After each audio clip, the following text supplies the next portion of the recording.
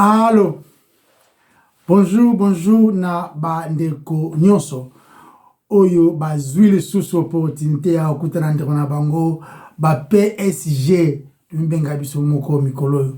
Nous sommes les pécheurs sauvés par grâce. Nde yango identité na biso. Eza Henri Condé ndeko na bino accompagné de Andrea Condé. Rien de plus, rien de moins d'être le toujours. Et le mot spécial awa ezate. Si ce n'est kaka, tobikisami nangulu oyo nzambe ye moko apesi biso. Ndeto ye liboso na bino bandeko na biso. Koloba concernant ce grand roi qui nous a sauvés par son amour immense. Toujours ko pesa yesu so merci. Nanzela le bon deli ko senga yende a guider biso conformément comme ma gloire na yemoko to bondele nzambe to tondi nzambe to komisio parce que mususu lokola yo azate akotika la jamais kozala sunga biso na tongo lelo to loba oyo concerne yo comme na pika gloire nyonso epana yo dans mosumuki ayoki maloba na yo ndia comprendre punition ndia leli epana yo mokonzi oyo azamo na makoki ya kubikisa dans mosumuki abikisami gloire ezongi epanayo na kombono masia Yesu to bondeli. Amen. Amen. Bienvenue sur Toyekola Makomi et Santu Elongo. Voilà. La fois passée te lever là qui Nini tu dois ranger le mot là. I tried. I can't. You just have to leave it like that. Yeah, I did try. I'm sorry. Okay. Yeah. Caméra ils appellent ça normal complication na YouTube mais c'est important là que pour mon année tu as la capacité à partager sur ensemble. Amen. Tu as présenté ma casse na technologie. Tout ça au nzambe apprécie tout ça. La fois passée tu le bela qui sur la loi. Tu le bela qui sali et ça libanda ya loi. Tu ebi muke tu le bela pe muke ba ebi muke c'est quoi la loi? Parce que le lot toujours le bela opposé à loi.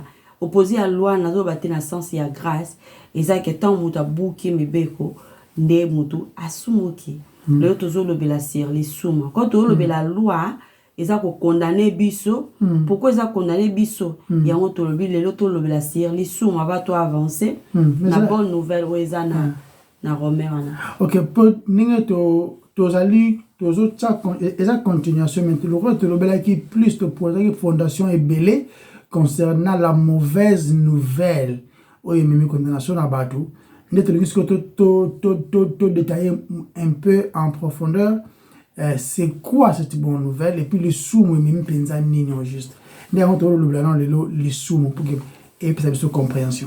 Voilà. OK. Il y a un diga toloba qui tem na biseza les sous-mots ezali ko buka mibeko ya nzambe. Donc la seule personne où yazala qui sans tâche, qui sans péché, d'autres Seigneur Jésus-Christ.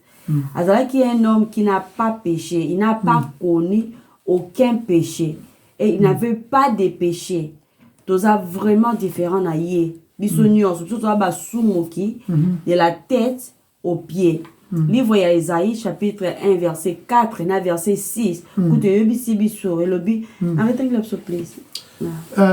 Malheur à la nation pécheresse, au peuple chargé d'iniquité, à la race des méchants, aux enfants corrompus. Ils ont abandonné l'Éternel, ils ont méprisé les saints d'Israël, ils se sont retirés en arrière. De la plante au pied jusqu'à la tête, rien n'est en bon état.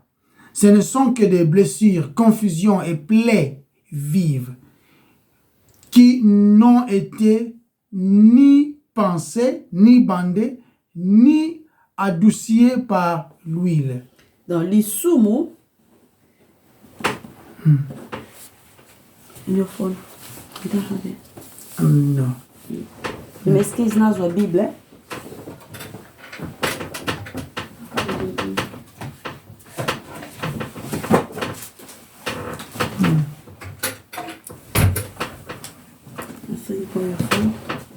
Non. la version Zébélia, c'est la version. C'est la version. Ok, est-ce que c'est bon ça dit que tu as Bible à la messe? Ok. Donc, tout le monde a versé Oyo. Quand on va le dire, de la plante du pied jusqu'à la tête, rien n'est en bon état. Donc, les sous, vous avez totalement absent na Yesu. Na vie na ye mobimba. Tant que pendant 32 enfants qui naissent awa. Parce que les sous, vous avez toujours présent. Na biso, na vie na biso, de tous les jours, sans exception. Donc, biso nyo soto yebi ke ni les ali les sous. Mais toi qui na no en profondeur. Toi qui na en profondeur ensemble, na même temps toi qui na profondeur, tant toi ko yo kato sa étude biblique oyo. Na conseiller que toi examiner mi thème na biso. Et ben si kani mi thème na biso ezali. Donc toi examiner tout ça là examen de conscience. Voilà. To lobi lelo to lobela les sous parce qu'il y a un des ali to un moteur qui a étude biblique qui a lelo. Vraiment nzamba sunga biso parce que ezali sujet moko très important et c'est maintenant comprendre ngo surtout comprendre ngo te eza penza mama mingi. Les sous meza elo moko eza réalité. Eza réalité oyo mutu nyonso oyo a exista oyo abotama azali ko expérimenter yango d'une manière ou d'une autre. Kutu ekei dozui yango par héritage na nzela ya Adam parce que Adam nde asumuki Adam désobéir et biso par Adam tozui pe héritage wana. Mais non seulement yango aussi biso moko peut expérimenter les sumo par nos actions, par nos pensées. Donc, tous ali peu coupable cap musus na côté o wana. Donc, nous surtout à yebi que eza que tu respiraka, tu liaka, tu tambolaka. Donc ça mutu te oyo azali kolia, à moins kazala peut-être avant d'aka musus ba chaya ba kisi azo mela ba kisi sans ayeba. Mais celui qui est vivant a yebi qu'il faut aller pour kazala bien, a yebi qu'il faut mela. Aussi mutupe attention que ça dit que ça va ignorance, a dit que ça la semblant a yebi du fond dedans de lui que tous allez consommer d'une manière ou d'une autre. Mais seulement que c'est pas tout le monde, chérie. C'est pas tout le monde a allé comprendre c'est vrai toujours ba comment toujours respirer mais concept nango ndenge ko respirer zali ba poumon ndenge osala ke okotisa oxygène poumon et procéder yango afin que yo pema peut-être faut que ba classe oye ko la soki anatomie ba biologie soki ndenge nini mais au moins to yebi que to zali ko respirer concept ndenge to comprendre le concept wana te chérie mais to zali ko yeba que to zali ko respirer. C'est que, de la même manière, les sous peut d'une manière ou d'une autre, to yebite comment il a un concept vraiment approfondi, qu'est-ce qu'il y a vraiment là-bas, mais d'une manière ou d'une autre, nous désobéissons à ce que Dieu dit. Donc, nous avons couvrir la Bible. Il y a 3 mots communs trouvés dans l'Ancien Testament où ils ont décrit les sous. Ces 3 mots, ils ont trouvé dans le livre de Psaume 32, verset 5. Je t'ai fait connaître mon péché. Je n'ai pas caché mon iniquité. Je dis, j'avouerai mes transgressions à l'Éternel. Et tu as effacé la peine de mon péché. Amen. Donc, n'attends les soucis. Tout à ceux qui ont 3 mots où ils ont le sur les sous. Je t'ai fait connaître mon péché. Personnellement, je n'ai pas caché mon iniquité. Et je dis, j'avouerai mes transgressions à l'Éternel. Et tu as effacé la peine de mon péché. Amen. Dans toujours le bela, il a constitué péché, toujours le bela, les péchés, où ils ont versé oyo. Les péchés, l'iniquité, et transgression. Nga ina rolobela mon péché et mes transgressions. Henri ya rolobela sur iniquité. Voilà. Ya roba c'est iniquité. Donc, tout considérer chacun de ces mots, peut total la signification nango. Tout le la premièrement sur les péchés. Le péché là qui c'est nini, là qui c'est juste manquer la cible. Et ça le rôle la flèche moroboé, et ça le rôle la et ça ils ont là que ça peine bien moi pembe. Ngana là que c'est le moroboé. Et ça le rôle andé tu ça la table moroboé, mais ce tableau moroboé et ça la ba boule na katikati ya noir. Net jemo babenga dart. Il y a des gens qui ont été en anglais. Mais tu as expliqué par exemple.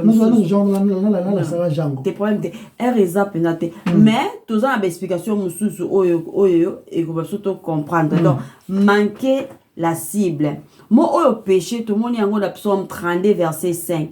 Et ça qui moi, il y a les bossos. Il a qui s'est manquer les cibles ou bien manquer à quelques normes. Donc, bon.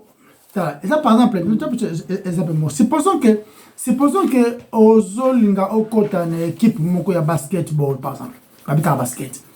Et entraîneur wana aza tellement mayele asali makambo na ye, une équipe na ye pour ozala sélectionner, premier critère il faut la 2 mètres, par exemple. Le but est que ça bongo partout.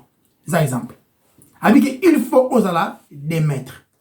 Yango critère oyo azali ko recruter équipe nae pour des raisons oyo peut-être yemoko ayebi mais il faut ça 2 mètres. Ce que yo tango yo so yana ba 1m83 1m95 ko se kate oyo na 1m20 oh te oh azamukuse azaki timbidi te bino na yeboko ki 2 mètres te. Première condition 2 mètres déjà beaucoup par exemple hein? Ouais. Okay. Donc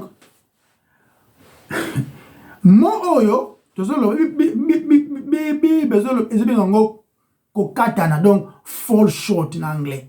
Donc ce que y a 2 mètres te que que non nous avons une famille qui est riche tout ça na mbongo belé tozali boyete 2 mètres. Sous ça 2 mètres te au kota na équipe wana te. Si pour yango ba yango critère. C'est que tout à l'heure, on livre à Juge chapitre 20, verset 16. Donc, on va critère et pesami. Juge 20, verset combien? Verset 16. Ok, Juge chapitre 20, verset 16. Verset 16, lobby. Dans cette troupe, il y avait 700 soldats d'élite gauchère. Gaucher.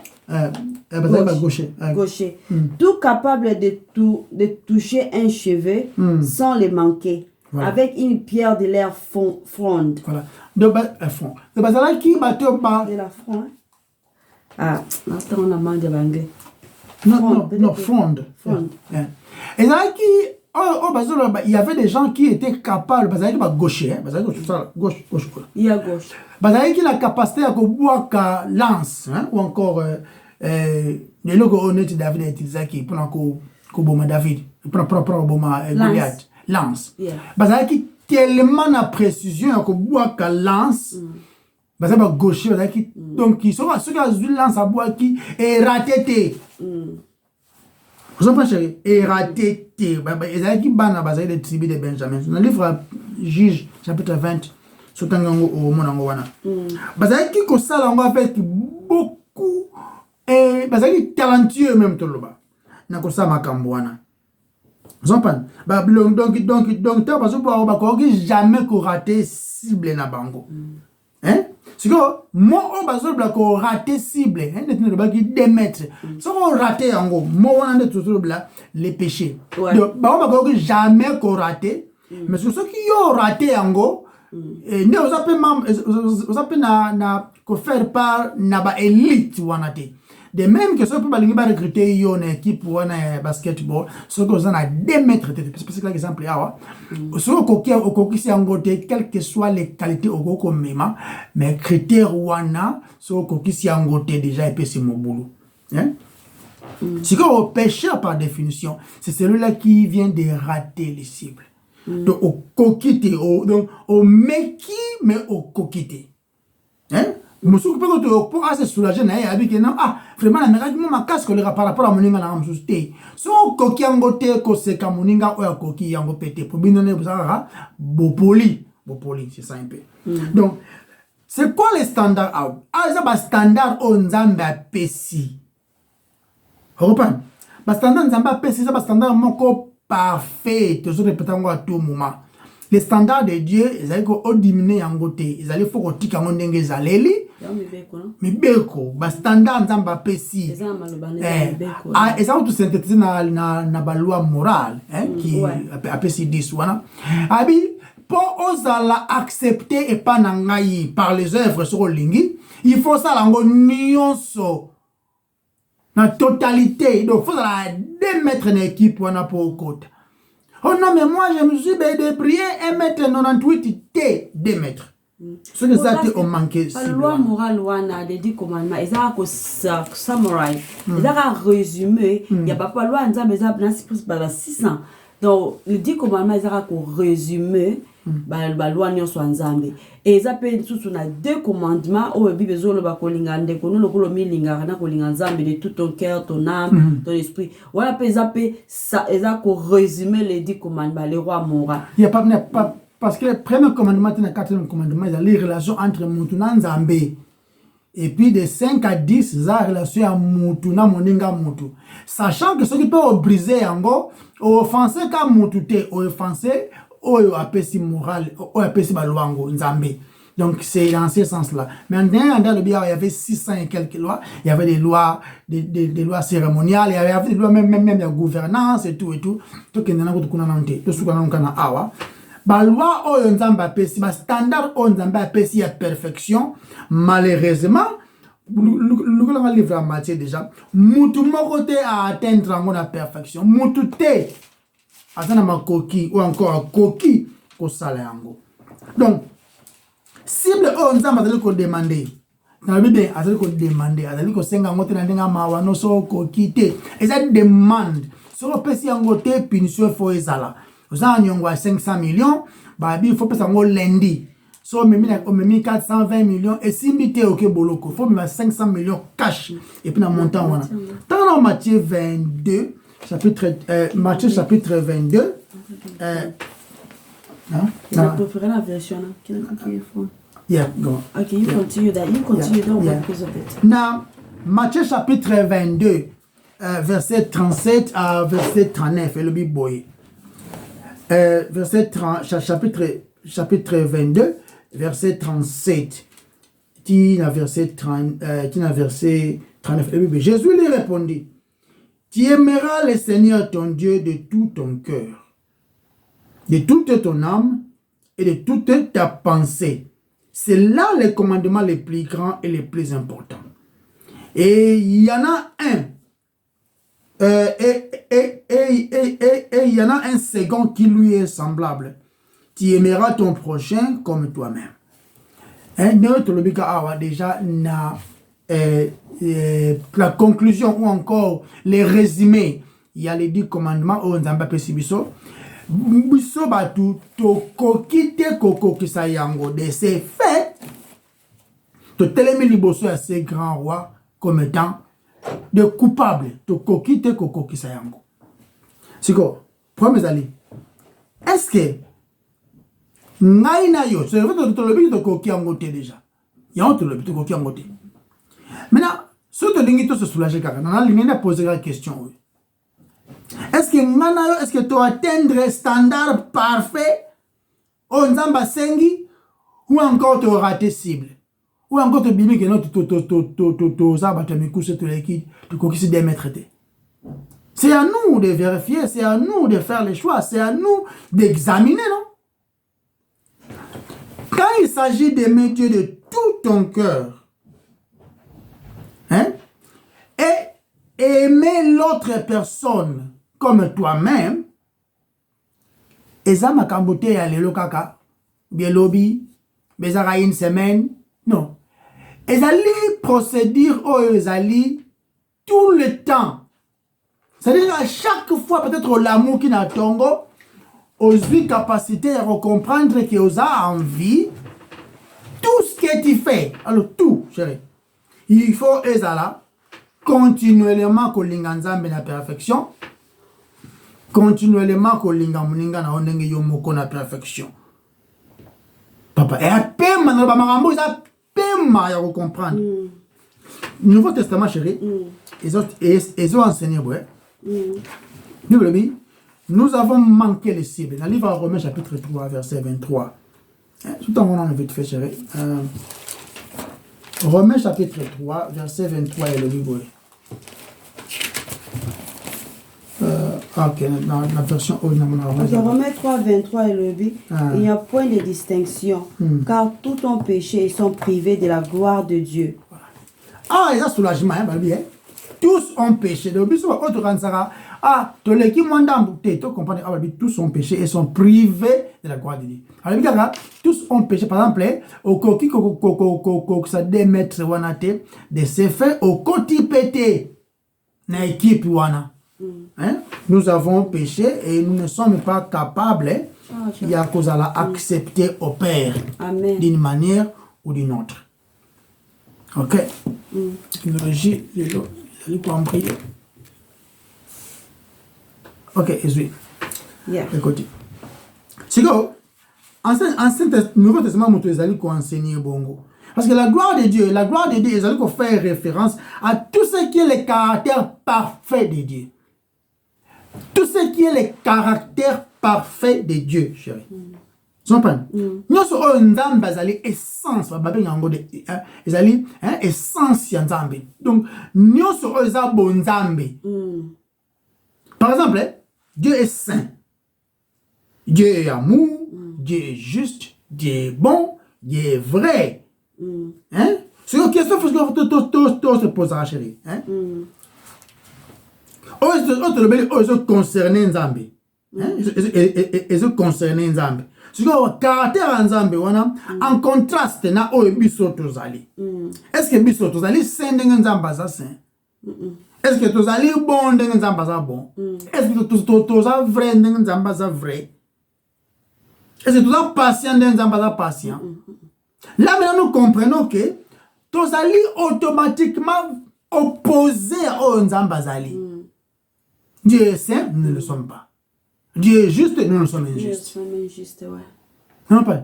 Nzambe droit, nous nous sommes corrompus. Donc, tout le monde que na ba standard nyonso o nzamba pesi hein. To koki kuto koyela eke non na meka ki mwa boye, na meka mwa boye parce que esimbité. Tu vois le sumo tango okoki te ba que non, on s'en a 2 mètres te, ça va dans compte sur peut-être le mois prochain te. So koki si 2 mètres te n'équipe wana okota te, ba chomba mo libanda. Elle que tango to koki si ba critère ba standard on nzamba sengi te. Mbala moko pe. Mbano ezali. Continue na tout à l'heure. Yeah. Now, ezali sous la façon mosusu de voir si nous sommes à la hauteur de la gloire de Dieu. Supposons que tu t'es mis à côté à Jésus, à côté de Jésus-Christ. Yemoko. Tobo sanateke, yaza mon santo. Tobo sanateke, il n'a pas connu le péché. Non. Total a une sainteté na ye. Tobo na ki Jean non na île de Patmos na mona ki vision ya Yesu. Akoya ki na selo kwa mutazangi mikuwa. Nzambe Yesu mora yi amona ki Yesu na gloire na ye. Parce que tout supposé que tu t'es mis devant Yesu yemoko. Toza na connaissance wana ya sainteté na ye, aza sans tache et sans péché. Deni tokoki ko se mesurer na ye. Pour yinda zande standard. Yes standard. Yeah, deni tokoki ko mesurer. Est-ce que tokoki ko zala à la hauteur de sa justice ou bien tokoki te? Est-ce que ton manqué ba cible, ton manqué cible devant ye? Est-ce que manque ya biloko oyo sans tache, sans péché, juste et en tout comme Jésus-Christ? Tout le monde qui est privé de sa gloire, de son amour, de sa sainteté, puis tout le monde en haute. Pour Yesu, yende kaka, as un homme et à perfection de Dieu. Pour chaque homme et chaque femme, dès ce fait tout ça. Yesu ndemu, tazo pe sa biso, tazo la sa biso que image onza bazako expert en français. Ils en anglais. On nzamba zozela quoi. On nzamba na biso s'attendre na biso Yesu yende azawa na biso toza mosika nango. Donc biso nyonso toza mosika makasi nde kaka est eza na l'ouest nde kaka nord eza na sud. Toza mosika ya perfection ya Nzambe. Nous ne méritons pas.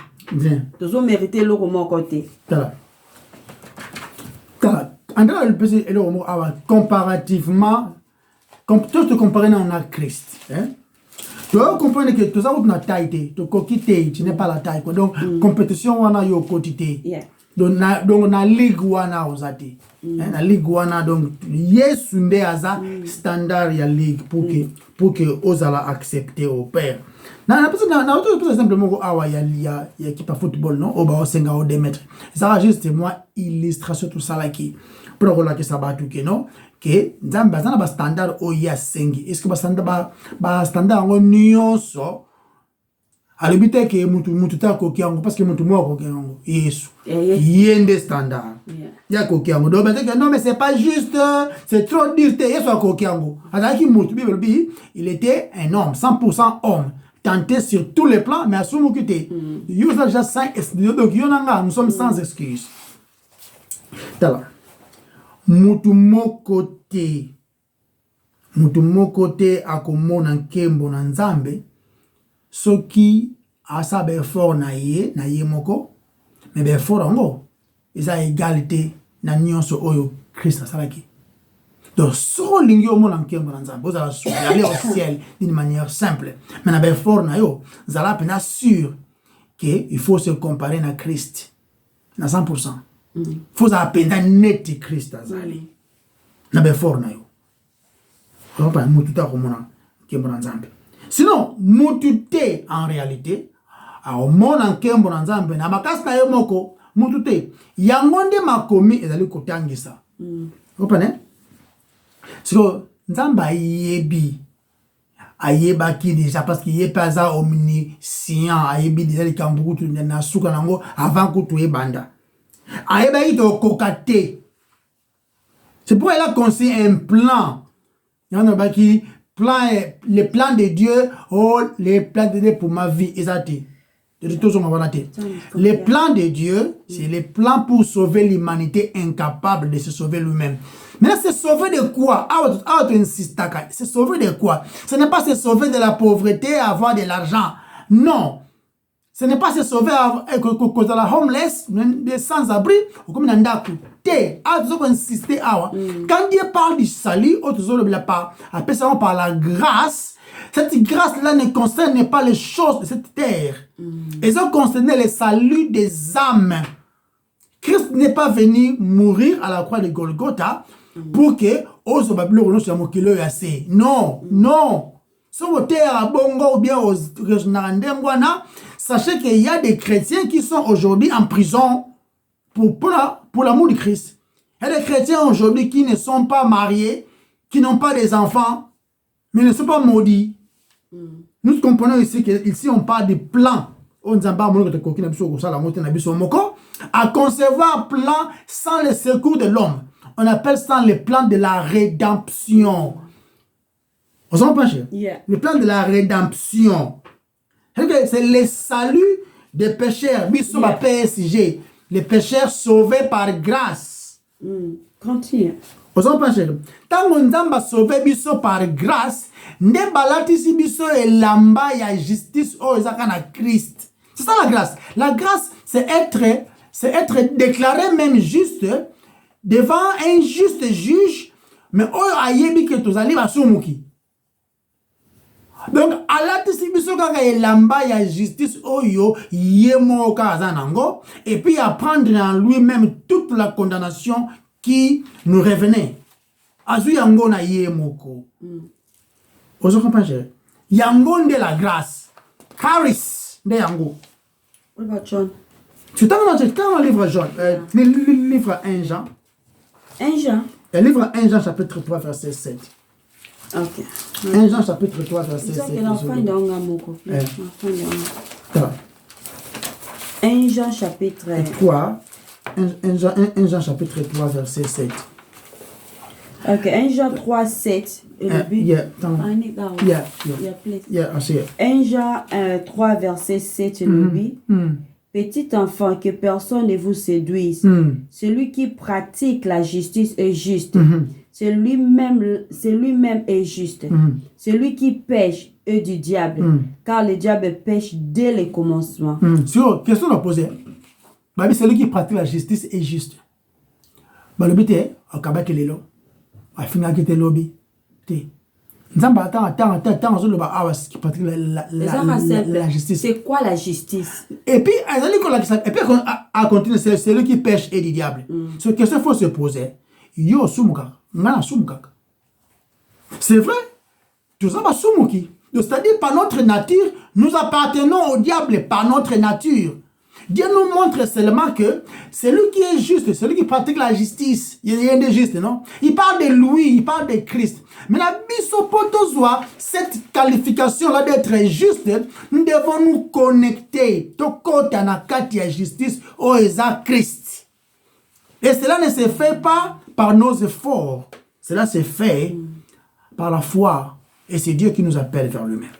Pour que tu aies cette identification d'être appelé juste. L'homme peut être talentueux, l'homme peut avoir des talents, chérie, hein, à atteindre ma cible belée. Par exemple, il faut qu'il m'a 200 mètres dans 10 secondes. Hein, à atteindre ma cible belée. Mais quand il s'agit d'atteindre cible, ils allaient à standard et ensemble, chérie. Hein? Donc, elle a dit que tu échoué. Tu échoué, penza, n'a pas standard parfait ou ensemble. Nous sommes des pécheurs, incapables même. Inutile. Tu n'as même pas effort de venir plaire à Dieu, n'a pas effort n'a pas somoko. Sompan. Andar baki a le mot ya péché, iniquité, na ba mon cher baki 3 mots baki. Avec les péchés, iniquité et transgression. Ta tout le monde iniquité. Iniquité c'est qui est courbé, hein? Courbé. Hein? Et ça c'est aussi un mot que vous allez utiliser pour décrire pays les somo. Hein? Na Psaume 32 verset 5. Je t'ai fait connaître mon péché, je n'ai pas caché mon iniquité. J'ai dit, j'avouerai mes transgressions à l'Éternel et tu as effacé la peine de mon péché. Voilà. C'est mon iniquité, notre bigonale, c'est courbé.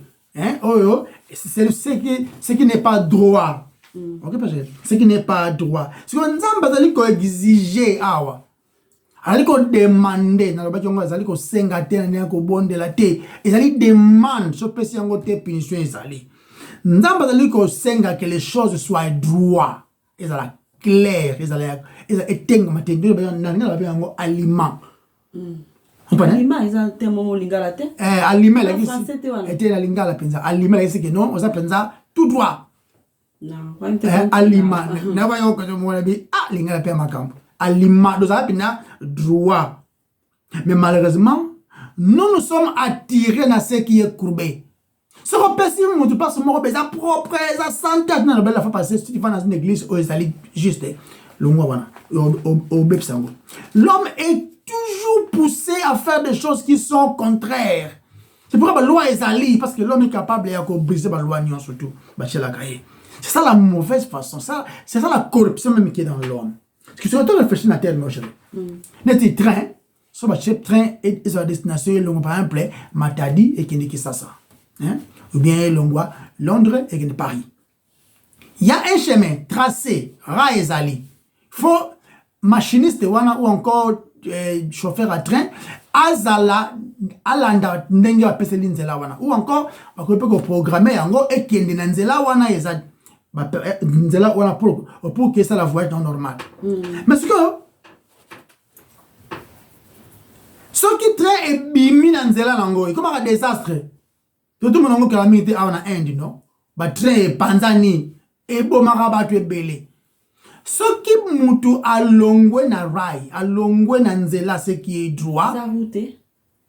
Hein? Obini. Rai, what is that route? Te rai is a train. Is that what a français rai? Yeah, rai is a français. Okay. N'anglais is a train track. Okay. Yeah. Ce qui train longwe. Et ça va des ça. Ce qui mutu a longwe ce qui est juste. Babenga gaé transgresseur de la loi. Par kanga yo balobi que non. Ici on ne filme pas, yo filme. Ici on marche, ici on conduit à 20 km à l'heure, yo à 40. Oh ça va des gars.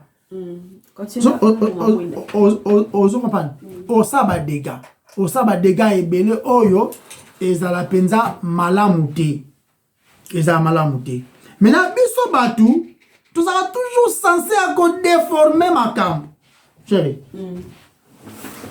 comprends tout ça toujours aux droit tout le monde Tout ça, la race qui est con. Il y a un peu de inventaire même, il y a ma bé. Ouais. Comment on peut inventer ma bé? Nous ne sommes pas dans la bonne voie de par nous-mêmes. Maintenant, bon, il y a ce qu'on na la bonne voie. Et c'est obéir. Et c'est les principes mis en place, c'est pour notre bien. Garde-fou. Ils allaient pas protéger.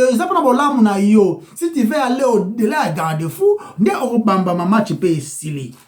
y aura la condamnation. Il y aura les conséquences qui vont se produire. Mais malheureusement, l'homme choisit d'aller volontairement.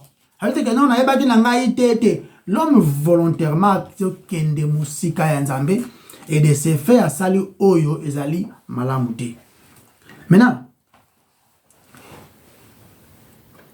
comment ça là? Tout on a livre à Isaïe 53, verset 6. Okay. Isaïe 53, verset 6, c'est le but.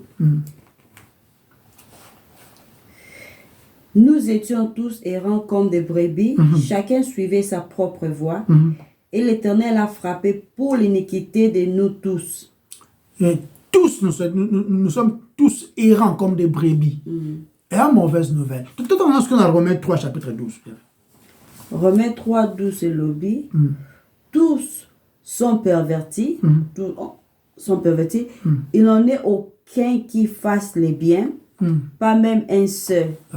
Ah, tu bandes la langue, peut-être que tu bandes la langue. Pour ça, tout ça, il va remettre. Il y a tout ça, la langue, je suis de chaque été. C'est très important. Tout le blanc. Mais ils allaient que l'ongle la cali sous. Tout pour te battre, tu peux si mauvaise nouvelle est belée. Tout ça, les fondations est belée. Maintenant, tu es ce que tu as peinture, la fondation aussi il faut. De comprendre que ils appellent ça matro. Et maintenant, nous allons commencer à bâtir. Donc, comme on reconnaît ce qu'on a bonne nouvelle, mais tu comprendre dans nos mauvaises nouvelles en gros. Et ça, on dirait, un peu deuxième exemple pour comprendre comment les sous sont dangereux. C'est pour ça que au moins cliff, par exemple, un ravin, place maï souki, ravin qui est à wana qui na maï bord, le bord il y a maï. Yeah. N'avez comment dire cliff en français. C'est pour ça que ozo kwe na cliff wana mais aussi mbi singa moko c'est possible aussi mbi chaîne pour garder yo okwe. Et maintenant tout ça par exemple bandeke moko baye bazolia singango et c'est possible que baye 5 ndeke par exemple baye des 5 aigles moko baye les singawana na 5 différentes places. Singawana et katana et puis yoko kweya okufi. Mais on pas pembe no paye quand on la même singaneti yo ye ndege moko mtaya ki ale singango. Et ça le boulot moko alors battre que non ngako tout ça va un peu j'ai juste li dessous ka moko yeko tout 5 li dessous te yembe ko kweya ça chaîne. Na chaîne wana pour que on traverse la pont par exemple et c'est ma fausse chaîne wana est la connecter de bout à bout faut la connecter ce que singa moko e katani et longwe donc la loi ceux qui obéir tena moko osa coupable de tout ça dit que là la condamnation est maintenant kaliwa oso opache ko se réjouir te pour ngarutu na moni na tia non obéir na kala nef moko wana ça va un peu dire va comprendre mais il écoute donc obéir te na 7 donc vraiment c'est juste bino na yebo ko era dans le boulot tous errants comme des brebis il y a même pas un seul qui soit juste tous sont condamnés tous c'est partout tous na bangala na ba congolais na ba swahili na ba français na ba juif na tous nous sommes sous les péchés. Est-ce que les sous mes alliés te le disent ah ils allaient qu'on manquait cible. Il faisait falaise. Non, falaise. Peut-être. Français on peut mon boulot. Non pas. Ou bien précipice. Précipice de tout ça aucun plage hein. Yeah. Place maï suki wana descente wana yango cliff en français. Tala. Les sous je regarde ça exemple mususu. Ouais. Tant même chose qui indépendant. C'est pour ça Balobi c'est peut-être aux balabala par exemple barrière moko boy balabi ne passez pas hein? Donc bon dans le encore trespasse donc bon les carabate par exemple bache pena barrière mutu moto ya kota wana mutu su aye wana aye bete bache pourquoi wana ye aye à côté atamulika 2 mètres na 2 mètres wana c'est parce que anyati produit chimique moi qui bien te pour naye et bébé ce corps naye. Il ne dira pas que oh non mais ngaou tu n'as qu'un 1 mètre mais l'autre là il a fait 10 mètres écoute. Souvent le bien trespasser donc de notre espèce que les kawana te yo quand tu wana 1 mètre aux gens différents à celui qui a fait 20 mètres la désobéissance wana. Parce que deux parce que tu sois consolation na wana en comparaison avec l'autre. En comparaison avec l'autre. En termes de criminels, ça va dire que non, quand tu as la charger de manière criminelle, yo le qui va 2 mètres, aucun juge va déclarer yo coupable. Tu diras pas que non, mais non, ça n'a 2 mètres, mais Ari a fait 50 mètres. Comment vous passer cette punition de Ngomoko? Tu vas pas qui bon le kate yo le qui. Bon le kate 2 mètres, toi tu bon le kate yo le qui. Yes. Vous en chérie. Tout dans le livre Jacques, chapitre 2, verset 10 à 11. Non, car quiconque observe toute la loi, mais pêche contre un seul commandement, devient coupable de tous. En effet, celui qui a dit, tu ne commettras point d'adultère, a dit aussi, tu ne tueras point. Or, si tu ne commets point d'adultère, mais que tu commets un meurtre, tu deviens transgresseur de la loi. Parlez et agissez comme devant être jugés par une loi de liberté, car le jugement est sans miséricorde pour qui n'a pas fait miséricorde. Ok, tu vois. On a 13, hein? Continue. La miséricorde triomphe du jugement. La seule façon de longue na jugement, c'est la miséricorde. Il n'y a pas d'autre choix. Bible na livre 1 Jean 5 verset 7, chérie. 1 Jean 5 verset 7. Ok, 1 Jean 5 verset 7 du lobby. Car il y en a 3 qui rendent témoignage dans le ciel. Le Père, la parole et le Saint-Esprit. Okay. Et ces 3-là sont un. Et ils sont vrais aussi. Ouais. Mais à moi, tout ça, il va penser à Henri, il va penser à Andrea, la pauvre. Penser que tout ça va pécheur, sauvé par grâce. Oh, tout ça, ils ont dit maman dans le ciel, chérie. Ils ont dit maman. Donc, nous allons demander justice à tout moment. Dans Romains 3, chapitre 10, dans Romains chapitre 3, verset 10, il n'y a point de juste, pas même un seul. Parce que confirmons même pas un seul. Moutouté azamala, nous sommes tout perdre. Hein, moutouté azali kosala oyo, nzamba ko sepela na mona biso modo, c'est que nous sommes des pécheurs. Donc continuons. Ok. Donc ouais, na bosa nazali. Donc deuxième partie, en réalité l'iniquité, toujours le bilascos transgression. Transgression c'est la rébellion. Et ça signification mot fondamental, il y a 3e mot pour les péchés. Tout le monde qui a mon Psaume 32 verset 5 où il dit toujours la rébellion. Le but, je t'ai fait connaître mon péché. Je n'ai pas caché mon iniquité. Non, surtout pas. J'ai dit, j'avouerai mes transgressions et mon rébellion à l'Éternel. Et tu as effacé la peine de mon péché. Rébellion, eza cause la référence naba oyo baboyi ko tosa pe ko yoka nini nzamba lobi.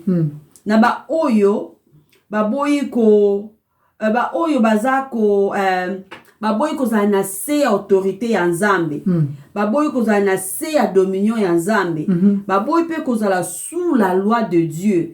Il refuse d'avoir Dieu comme roi. Baboyi kosala oyo nzambe alobi eza défi na mokonzi.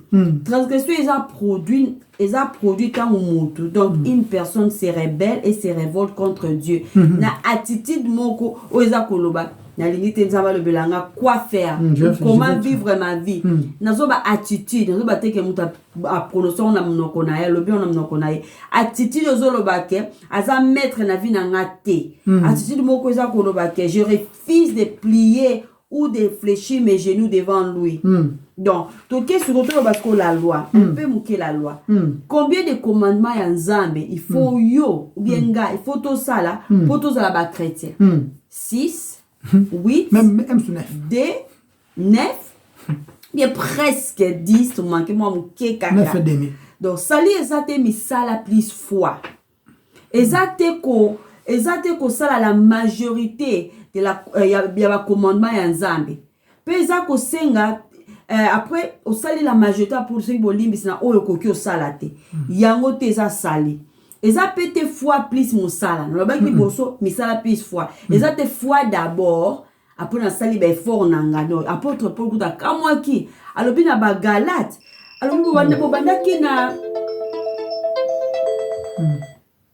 Quand qui na ba Galate parce que ils ont reçu le salut dans de la foi objet la foi na bango za ki Nzambe mais comme ko kendi na ba misala la foi seule rien que la foi en Jésus-Christ foi na ebandeli mais foi na suka donc la liberté chrétienne est très important koluka ko tous à la loi pour na ozala accepter na Nzambe eza kozala na se ya malédiction. Et il faut tout ça yango nyonso à 100% à tout temps na tango nyonso eloko kaka mutu kako asala ki yango ezaka Yesu eloko pe kaka eza accepté eza oyo Yesu asalaki oyo eza Yesu asalaki yango eza accepté parce que dès la ventre ya Marie na ti azaki crucifié na ti ase quoi ki asalaki nyonso pour la gloire de Dieu, il a appris à obéir. Et tant qu'homme, Yesu Massi est tant qu'homme. Donc, on a pris son exemple, et ça, on a télé devant officier. Officier, mais officier, pourquoi quand il a mais yo, brûler, bah, fait. Ozo pousse, na moni que brûler, fait, pousser rapide, mais officier. Na balu ko pousse pendant 30 minutes. Na respecté, bah, fait, nyonso. Quand on a fait Olonde Mutokangelinga, c'est frère, au brûler le fait. Et ça te dit que pour ozo respecter ma fait. Et ça encore ozo tambola l'anzela où ils a 30 à l'air. Pendant 45 minutes, au pousser à 30 à l'air. Après gara avo o bima gara nanzela wana ok rapide au leki ango. Bakangi o photo. Est-ce qu'on prouve que bakangi o photo a tine le lettre qui a au brûla qui fait? Est-ce qu'on va la lettre?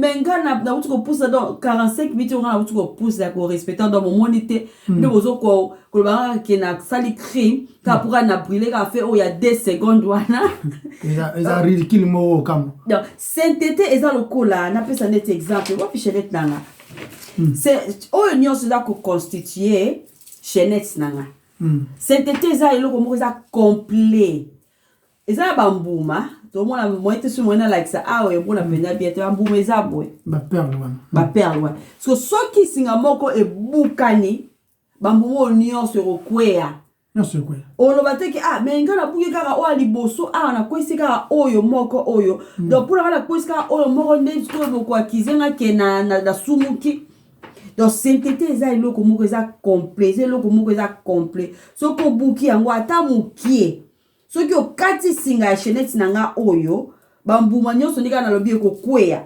obuki yango peu importe obuki yango donc la loi est sainte so obuki moko bébé signonso to rater la cible to rater yango et là encore 3 personnes baza sika mo bi à danger faut ba sauter à 1 mètre sur un point pour que na libanga o eza stable eza makasi ceux qui va sauter à 1 mètre T, bah au quoi la maille, bah au zinda. Bah au lobate qui oh non pona ozala au kufate, il faut sauter à 1 mètre. Donc ceux qui ont commis un bébé à 1 mètre au zinda la maille. 1 mètre au courant. Tu 100 mètres. So sauter 100 mètres on a été. Lobate que on a qui ma olympique té 100 mètres. So sauter en côté au kufi. Lobate que on a 9 mètres en route à peine 2 mètres. 100 mètres. Nzambe sko amona ka sainteté na ye bongo. Yango maloba Nzambe éprouvé biso yango na Deutéronome 27 verset 26 elobi maudit soit celui qui ne persévère point. qui ne persévère point. Et ça te dit que, oh non, on persévère qui t'a ébélé, mais ça va que pendant 30 minutes, on est la persévérance. Maudit soit celui qui ne persévère point dans les paroles de cette loi. Yango évangile et pesi biso donc la qui si biso continuation et si ka o tokozwa justice o eza accepté et cette justice est en dehors de la loi. Toko bugi kaka mobeko moko et comme les sumo ou comme transgresseur bibezo bela biso. On a 1 Jean chapitre 3 verset 4 et lobi et pesi biso il y a tout un quiconque ils ont 3 versions, dans 3 versions quiconque pêche transgresse la loi. Et le péché est la transgression de la loi. Version Moussous Walobi, quiconque fait un péché agit contre la loi. Car le péché est ce qui est contre la loi. Version Asuka Nazwa Keza, quiconque pratique le péché, pratique aussi l'iniquité. Ou un respect kaki.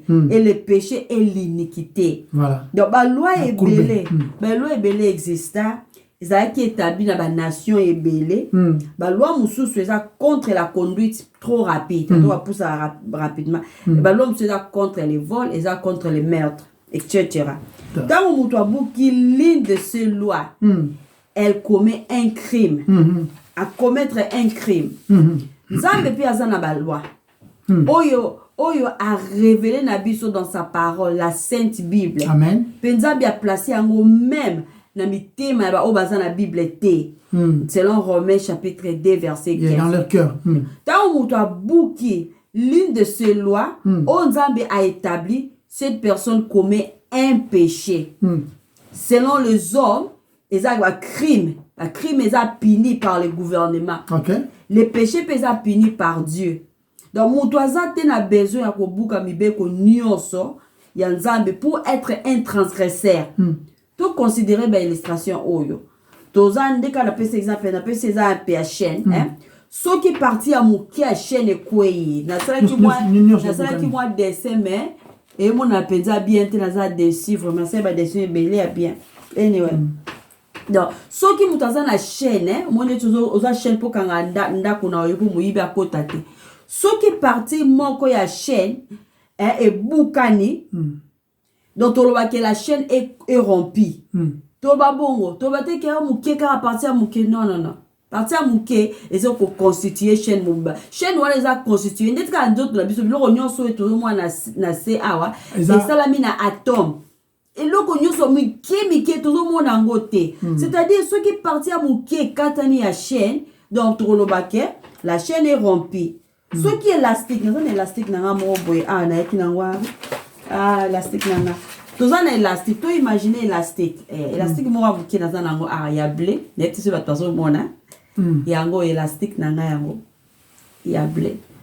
Yango. Donc c'est-à-dire ce qui parti moko élastique et boukani et katani, élastique et katani. Butoke le batte que na kati na kati de non soit parti moko et katani, élastique est cassé. Même à un seul endroit, c'est un élastique cassé. Est-ce bien que les soums tellement saleté, soto. Malheureusement, l'homme pécheur a dû comprendre la gravité nango. Parce que j'ai Exact. Ce qui nous doit comprendre la gravité à l'issoumu, à comprendre la sainteté au Nzambazali, à comprendre te. Mais tu expliquer comment l'issoumu est terrible, chérie. N'a pas volé moi et belé, tu vas comment l'issoumu est terrible. Tout le monde a volé évangile, n'a volé céleste, tout le monde avant création de l'homme, ok? Et nous avons créé un ange. Ange existe qui en temps où nous sommes quand. Mais autour du monde awa même pas ange. Chérie. Ange a sumuki. Autour de cette image il y a Lucifer, le diable. Comment le diable, Satan le diable. Tout le monde awa les soum ont trouvé katinaye orgueil. J'ai trouvé katinaye. Mais tout le monde est resté en ango. Les restants en ango ils allaient que il a été condamné éternellement. La condamnation du diable est sans limite. Bolimbe sipe eza pété. Mais non seulement yemoko, Bible dit un tiers y a ba ange. Bango pe est condamné de la même sorte. Satan a peur qui condamné. Donc ça sérieux en termes même angéliques. Donc dans le sens où tout en on sur moi Isaïe na tout en on a livre à Isaïe. Dans Ézéchiel, par exemple, tout en Ézéchiel, chapitre 28, verset 15 à 17. Ézéchiel combien? 28. 28, 15 à 17. Ok. Tu as été intègre dans tes voies depuis le jour où tu fus créé, jusqu'à celui où l'iniquité a été trouvée chez toi. Par la grandeur de ton commerce, tu as été rempli de violence et tu as péché. Je t'ai précipité. Je te précipite de la montagne de Dieu et je te fais disparaître, chérubin protecteur, du milieu de pierres anticellantes. Ton cœur s'est élevé à cause de ta beauté. Tu as corrompu ta sagesse par ton éclat. Je te jette par terre.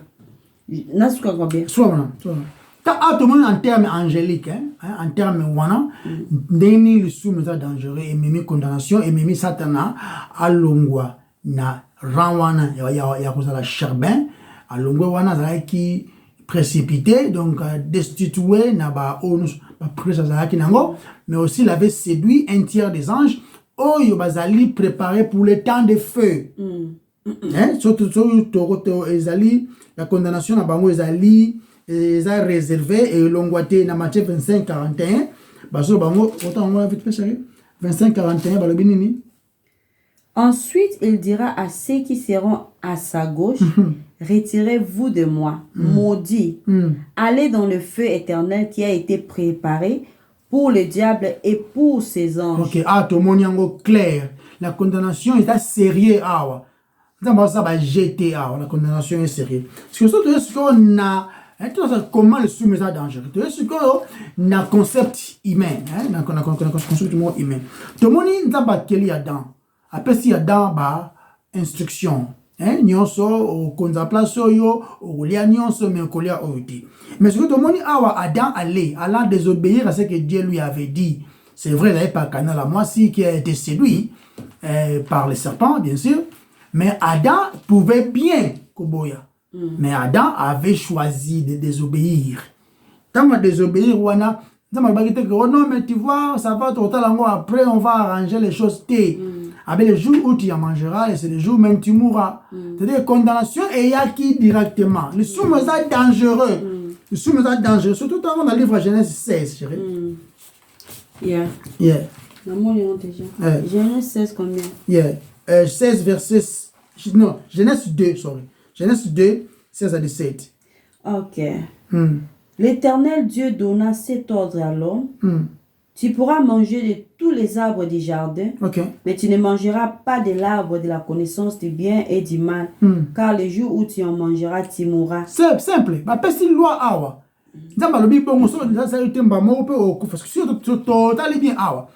Action ya Adam, chérie. Et même quand passe na Adam, et même passe na Adam, et même résultat, conséquence, na ngona humanité dans son entièreté. Tout dans le livre Romains 5, verset 12.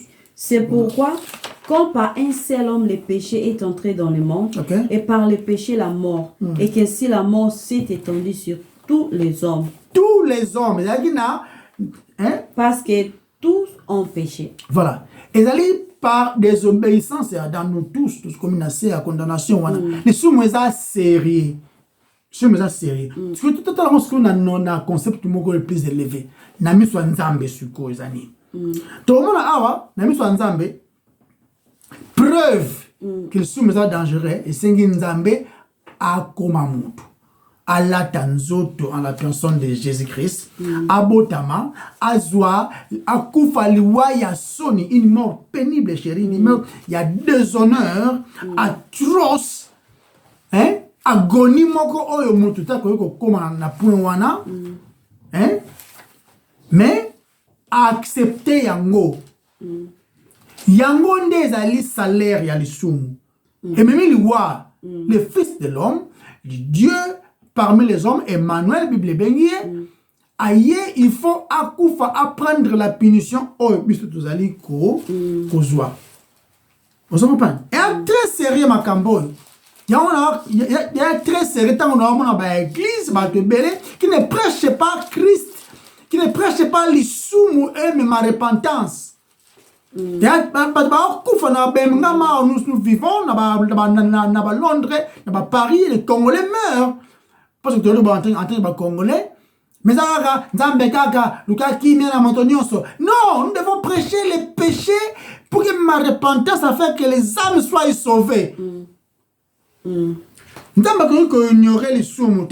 Alors, qu'on prétende que non, ça n'a pas existé, c'était quand même un enfant bien, un garçon bien, une fille bien, mais ça va quand même. Non, chérie. Et ça va fantir makambo. Et très sérieux. Et ça dit que Nzambe faut yemoko apprendre place à muto chérie, akufa na place à muto afin que muto azwa lobiko. Yeah. Comprends chérie, continue na wana. OK, tout est dans Jacques chapitre 4 verset 17. Celui donc qui sait faire ce qui est bien et qui ne le fait pas commet un péché. Commet un péché. Donc, ezali sumu à chaque fois que tout ça que ça la terre oyo to yebi eza juste. Ezali sumu. Amen. Il y a des péchés de commission, il y a aussi des péchés d'omission. OK. Donc péché de commission eza ko sala oyo na yebi ke eza mabe, eza faux, mais na sali yango. Na yebi ke eza mabe ko tala ba film pornographique, mais na tali yango. Na yebi ke eza mabe ko tonga moninga, mais na sali yango. Na moni moninga na problème, na za na capacité ya ko aider, mais na boko aider. Na moni moninga na problème na aider, mais faut na yebisa batu ke nga na sali yango, kwa mona nga ke nga na za mutu malamu. Balobi, wana eza péché de commission. Kosala oyo yo yebi na conscience na yo yebi ke za mabe eza faux mais osali ozo kosa kula okleme babiloko ebele ya lokuta gouvernement apesi yo mbongo mais za lokuta oyebi ke obala mais betaka na gouvernement ke ozaka femme seule bien ozwa mwasi na yo obimisa ye femme seule mais ofanda na ndako wana oyebi yango kombengaka te chrétien na loba makambo tuma péché wana eza ko péché de commission kosala oyo yebi keza mabe ebe péché ya omission eza tango mutu aza kosala te oyo ayebi eza malamu oyo ayebi eza juste pe vrai ayebi yango mais abo kosala yango yango wazobenga péché d'omission. Quand on a 1 Samuel chapitre 2 verset 23 Samuel alingaki ko aboyaki ko sumuka alingaki te asumuka soki alingaki te asumuka contre Nzambe mais pourquoi verset 12, chapitre 12, verset 23. Loin de moi aussi de pécher contre l'Éternel, de cesser de prier pour vous. Je vous enseignerai les bons et les droits chemins. Alors, tout le monde, le péché, un péché de commission ou un péché de commission ou d'omission. Donc, question on a posé une question na bosanaki ce qu'on a versé au 23 au autre côté au arrière tout temps est-ce que ça péché de commission ou bien ça péché d'omission réponse est ça que ça péché et ça un péché d'omission tout considérer Ephésiens chapitre 4 verset 25 28 na 29. OK, c'est pourquoi renoncez au mensonge et que chacun de vous parle selon la vérité à son prochain, car nous sommes membres les uns des autres. Non, il ne faut pas commettre les péchés des mensonges. Il faut tout ça au lieu ya ko sala yango. Na verset 25, to renoncer au mensonge. To sala choix ya ko boya yango. To bonde la nzambe asunga biso to ina yango. Donc to remplacer mensonge à la vérité. Mensonge à la vérité parce que mensonge là pétant au sang on a péché à commission parce que yebi keza mabe mais au salango et après na mutoki ko mona pe muke ya omission c'est à dire o eza malamu ezali ko ba vérité mais au poli ko ba vérité te donc eza péché d'omission na commission ensemble donc esengeli na biso to commettre péché de voler à koyiba à la place ya koyiba nini photo sala na verset 28. OK, que celui qui dérobait ne dérobe plus mais plutôt qu'il travaille en faisant de ses mains ce qui est bien pour avoir de quoi donner à celui qui est dans les besoins. Yeah. Tango sali choix ko yiba eza péché de commission. Oyebi ke eza mabe oza aparece. Oyebi oya malamu faut sala. Bo sali yango te. Oponi oza no parece. Ofana na bwa to pour oza parece oza loko sala te. Et me moko ma otonga bat. Donc on a péché de commission, na péché de omission, ils ensemble. Ils ensemble. Donc quand la paresse te kotika ko yiba na koluka mosala. Sala le contraire, eza omission. Malamu eza o sala oluka mosala. Non, c'est-à-dire, oki ko sala métier. Bloc belé faut sala, appel dans Europe, en Amérique, opportunités et belé. Nous ne devions pas commettre les péchés en disant des choses sales avec notre bouche. À la place, Yamaloba ma béni ni photo sale. Arrêtez ce verset 29. Qu'il ne sorte de votre bouche aucune parole mauvaise, mais s'il y a lieu, quelques bonnes paroles qui servent à l'édification et communiquent une grâce à ceux qui l'entendent. Yeah, ole a maudire batu ba lobi lo moyo sepe la ki na ngote oke na douche wani ko maudire batu. Donc ni faut ça la prier pour na batu. De bonnes paroles oyo ya ko encourager les autres. Oyo même avec édification, maloba na biso il faut ezala na grâce etc. Donc la séparation que le péché apporte, non ba ya suka, la séparation que le péché apporte. Mutoaza créé pour na azala na communion avec Dieu. Et puis à jouir d'une relation étroite avec son créateur. Amen. Car si le soum et rompre cette relation, n'est-ce pas Esaïe Esaïe a pésibi sur la sur séparation wana Esaïe 59 verset 2. Mais ce sont vos iniquités qui ont fait la séparation entre vous et votre Dieu. Et vos péchés ont fait qu'il a caché sa face de vous afin qu'il ne vous entende point. Yeah, dans cela qui moi illustration moko boy mais simbi te mena expliquer. Eza la rola mutu, to tsale ti image ya mutu aza koto. Na katikati a eza na barrière moko ya makasi, barrière moko munene. To mona ki même na l'homme riche et Lazare. Dans azo senga Lazare ko tamai goutte ya mai na mnoko na ye Lazare alobi eza na Abraham alobi eza na espace ya munene permettre même pas que Lazare aya wana. Donc na katikati ya barrière ya munene et puis na droite yawa na biso suki positionner ni ordinateur ezala to moni nzambe aza wana. Siko barrière wana riluki to de Corinthiens 6 il y a 4. De Corinthiens chapitre 6. Barrière wana eza ce que sumo. Sumo yango Esaïe aza koloba na 4 wana na saki ma dessin mo ba bien mais. De Corinthiens chapitre 6 verset 14. Verset 14 le big boy. Barrière wana li sumo yango dezo sala bisone ntango. Ne formez pas avec les incroyants. De Corinthiens 6 14. Et continue.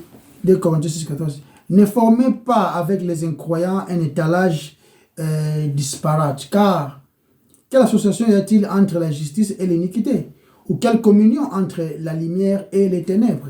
Le rapport exact entre... Pas de relation, barrière wana. L'homme ici, Dieu ici, barrière na katikati wana. Ils ont ça la keto na relation, teto ni na camaraderie na nzambe.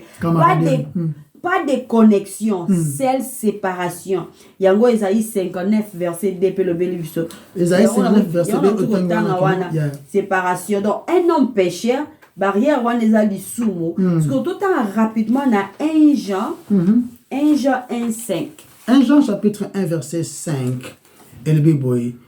La nouvelle que nous avons apprise de lui et que nous vous annonçons, c'est que Dieu est lumière et qu'il n'y a point en lui le ténèbres. Na saki pe image moko boy awa na pousa on a permis ce to ko mona muke, je ne suis pas sûr mais na mbekana no na saki moi image moko boy na sa vraiment besoin to mona ngo. OK na tie awa na oeza na Facebook na tie so ko mona image yango a pe image yango eza wana to moni lumière to moni awa mutwaza ampoule mutazali sikoyo quelque part eza na moi na tsaki noir oyo na noir oyo toyo wana awa OK Connexion exacte. Voilà. Nanzambe. Connexion exacte. À cause du péché. Connexion exacte. Voilà. Et ça, Yesu na croix. Sur la croix. Tant que Yesu a couffé la croix. Il y a salike. Tout comme spirituellement vivante. Et voilà. Et pour tout ça, tout comme spiritually alive. Voilà. Dans le cas la caca en poule électrique. Et ça na lumière T. Car ceux qui sont connectés à la source électrique. Le cas la mutu. A kokite kozala na une vie spirituelle. Car ceux qui sont connectés à Dieu. Voilà. Ce qu'il y a exact, alors la personne est morte, séparée de Dieu et n'y a aucune relation avec un Dieu juste. Voilà. Voilà ce concept électrique. Hein? Il y a un peu, il y a un bateau, il y a un ébi, il y a un électricien et tout. Au cause de l'installation, il y a bien collé. Mais s'il n'y a pas la source, et nous les pélatés, rien ne va marcher. Il faut qu'il y ait source là, afin qu'il y ait ça, énergie, pour que le monde ait épée là. Mais nous sommes dans les ténèbres. Parce que Nzambe en lui, il y a la lumière. Yeah. Can you do it in 5 minutes? No, even less than that. Oh, that's good. Even less than that. Tala, Andrea lobi awa bien. Nzambe ndei mwenda. So maadrobu. Siko photo yeba sikoyo posa ya mwenda wana. Maintenant, posa ngope ya mwenda, c'est Dieu qui nous donne posa wana ya mwenda. C'est Dieu aussi qui nous donne même ma kokia ko kende vers mwenda. Nul ne vient au Père, nul ne vient à moi, si le Père de la tire vers moi. Bibi Zoloba. Sikoyo, nani mtoya ko pesa mwenda wana. Car Christ notre lobi awa na livre, ce dans livre 1 Corinthiens 15 verset 3. Mwenda ngo ya ndengeni. Quand il y a la paix, connexion ezonga kaka mutu, to komi na kimia na Nzambe. Pourquoi? Tous arabinemi par les sumu. Et maintenant, il faut les sumu elongwa afin que to zonga na bolingo na Nzambe. Dans 1 Corinthiens 15 verset 3. Je vous ai enseigné avant tous, comme je l'avais aussi reçu, que Christ est mort pour nos péchés, selon les Écritures. Qu'il a été... Christ est mort pour nos péchés. De ce qu'on insistait, il est mort pour nos péchés. Il n'est pas mort pour notre pauvreté matérielle. Il n'est pas mort pour notre célibat. Non. Il est mort pour nos péchés. Tu peux être marié et puis rester ennemi de Dieu. Tu peux avoir des enfants et puis continuer à être ennemi de Dieu.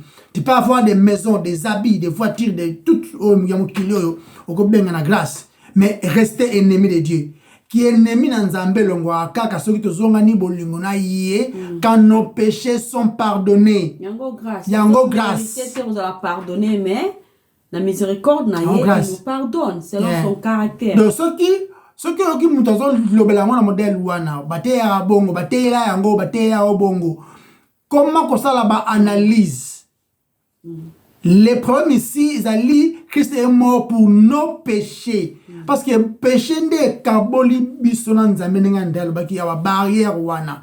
Et maintenant c'est lui qui est venu réconcilier. Quand Isaïe sur le bango, par ses meurtrissures nous sommes guéris. On ne parle pas. La souffrance n'a yé voilà. Voilà, yende azu la punition qui nous est réservée. Azu yango afin qu'azongi si bolingo na Nzambe. Ici on ne parle pas de maladies.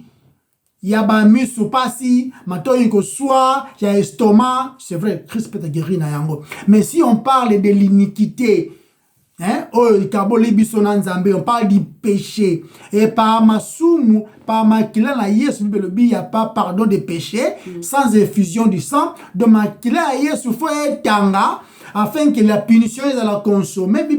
Le salaire du péché, c'est la mort. De Christ a zui yango en totalité na yemoko et puis à réconcilier biso au Père, chérie. Il y a un mystère. Le salaire du péché. Dans le livre Romains chapitre 6 verset 23, hein, ils ont dévolé 6 verset 23. Car le salaire du péché, c'est la mort. C'est une mauvaise nouvelle. Continuez. Mais le don gratuit de Dieu, c'est la vie éternelle en Jésus-Christ. Voilà, et ça c'est une bonne nouvelle, le don gratuit. Les dons gratuits, insister c'est la vie éternelle en Jésus. Le but des maisons, le but des voitures, le but des chaussures, le but que oh non, non, on ne parle pas de ces choses ici. Les dons gratuits dont on parle ici, c'est la vie éternelle qui ne peut que s'octroyer quand les péchés sont pardonnés, et cela ne peut pas être par nos efforts. C'est ça la grâce. Caris. Et ça, immérité. Surtout notre Rédempteur, la rédemption, ce qu'il a fait. Asala déjà, oui, asala déjà ebele wana, asala yango surtout wana, asala la rédemption, la réconciliation au Père. Yangonde, le message du Christ. Nazo vraiment ko senga bande konanga ba congolais, là je parle de congolais, de Obazo balingala. Obazo balingala wana tolemba côté ya ba grâce moko esangi nzela na français pour mutazo mbongo azwa msala abala abota azwa visa aki ceux qui na Bangladesh ceux qui wapi te. Ici on parle le salaire du péché c'est la mort qui est mauvaise nouvelle, mais les dons gratuits de la vie éternelle. Time is gone. Le kumu, tu comprendre c'est quoi les sumu. N'importe la sima tu continuer na été la biso. Tranzamba sa ma gloire na été bikalelo. To bondeli. Yahweh to pesio merci parce que muslo ko wazate. Merci pour malobana yo oyo permettre et lobama. Et pas yeke ndo kwea kolo yondo za capable ko botsa milona parce que zanzambe. Muslo ko la yo wazate. Na kombo na yo masia Yesu ndo to bondeli. Amen. Amen. Bye bye. Bye.